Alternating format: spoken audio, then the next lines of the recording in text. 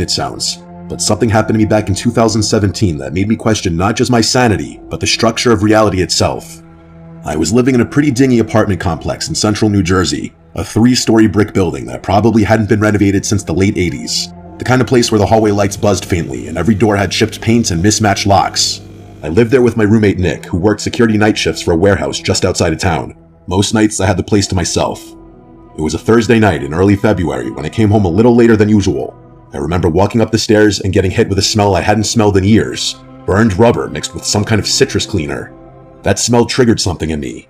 This strange and sudden memory that felt like it belonged to someone else. As I walked down the hallway, the feeling of déjà vu hit me like a sledgehammer. Not just a flash of familiarity, but an overwhelming sensation that I had lived this exact moment before, in precise, granular detail. I stopped about 5 feet from my door and froze. I knew what was going to happen next. The light above me would flicker twice. A woman from downstairs would yell something muffled and then laugh. Then, at the far end of the hallway, something heavy would fall. A dull, metallic thud. And it happened in that exact order, exactly as I knew it would. I remember standing there, not even scared yet, just confused.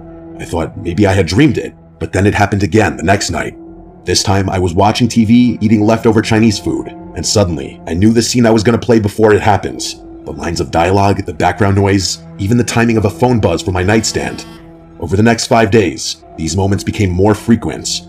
I began writing them down, testing myself, and every time I was correct.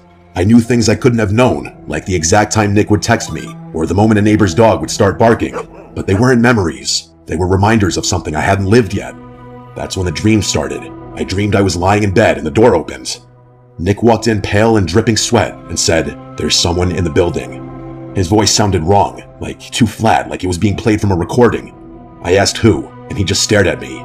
That dream played every night, but the final night, it wasn't a dream. At 3:12 a.m., my door opened, and Nick was standing there, saying the exact same words. I followed him into the hallway with a bat in hand. He pointed toward the stairwell. There was no one, but something felt off. The shadows didn't move the way they should. We called the police. Nothing. I told Nick about the dreams, and he just stared at me and said, "I've been having them too." Neither of us said anything else. The déjà vu ended that night, but ever since then, I sometimes catch the flicker of something. A memory, a sense, a noise, and I wonder if I'm about to remember something before it happens again. Because if that door opens again and I hear those words, I don't know if I'll be able to follow this time. I've started to question if what we think of as a memory is really just our brain accessing timelines stacked atop one another, like layers of old wallpaper, each layer faintly bleeding into the next.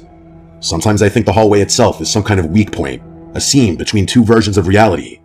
I moved out 6 months after that night, and I've driven past that building more than once, and each time, I swear I feel a tug, like my body wants to stop and go in. Part of me still believes there's something waiting at the end of that hallway, not a person or a ghost, just a decision I haven't made in this version of my life, and every time I think about it, I feel like I'm closer to making it.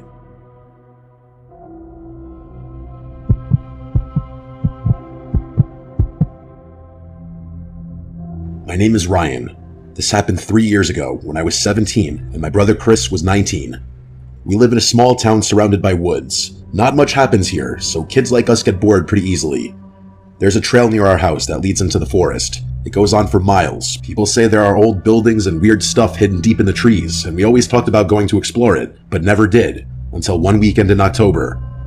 We had nothing to do, and Chris said we should finally check out the house he heard about from other kids at school. It was a cool, cloudy day. The leaves were all changing colors, so it was a nice scenic walk actually. We packed water and flashlights, told our mom we were going hiking, and left around 3 in the afternoon. The sun sets early in October, so we figured we had maybe 2 hours to go and get back. The walk started out normal. It's not like I hadn't hiked in these woods before, but after maybe 10 minutes, I started to feel weird. It felt like I had walked this specific trail before, like I remembered this specific walk and conversation with my brother. Even when we found a broken fence post on the trail, I felt like I remembered that exact moment. But I had never been down this trail before, I was sure of it. Chris was ahead of me, talking about something random, but I didn't really hear him at this point.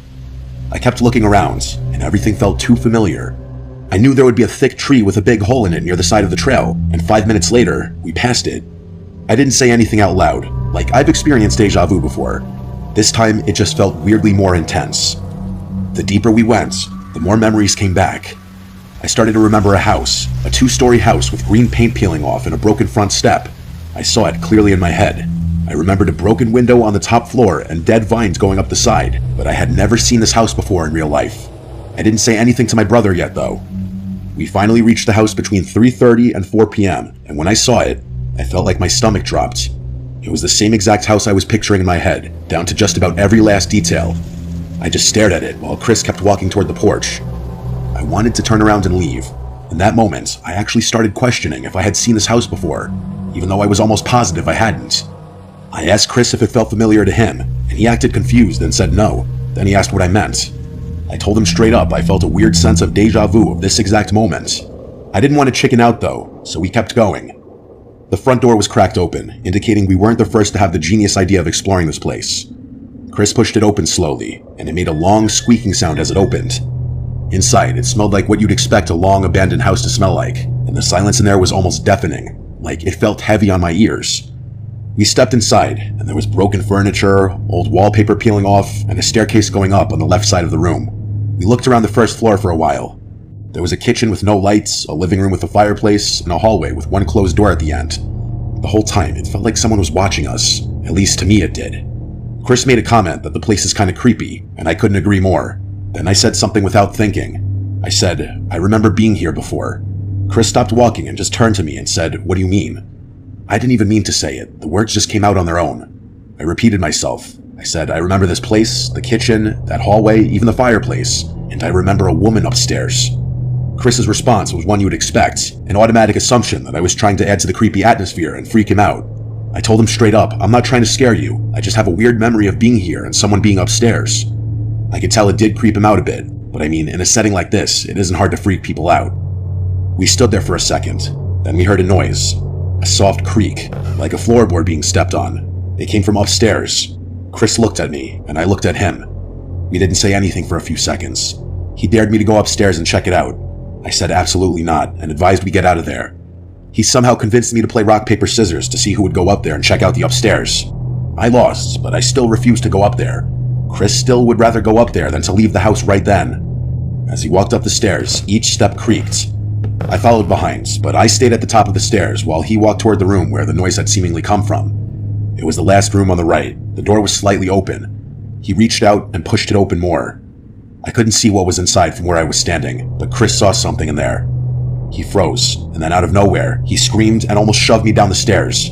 He yelled, "Run," and we flew down the stairs and out the front door. We didn't stop running, not even when we reached the trail again. We kept going until we were completely out of breath. When we finally stopped, we were bent over, trying to breathe. My heart was beating so bad I could barely hear. "What did you see?" I asked. Chris looked at me and said, "There was a woman in there, staring out the window like a statue." When I asked him what she looked like, he said all he really noticed was her hair, which was shoulder length and grayish blonde. He kept asking me how the hell I knew there would be a woman up there. I accused him of lying to prank me, that he probably thought I was trying to scare him, so he flipped the script on me, but he never caved. He never told me he was kidding. He insisted for days, weeks, months, even years later today, that he wasn't kidding, and he saw that woman in there. Part of me knows there's a possibility he did flip what he thought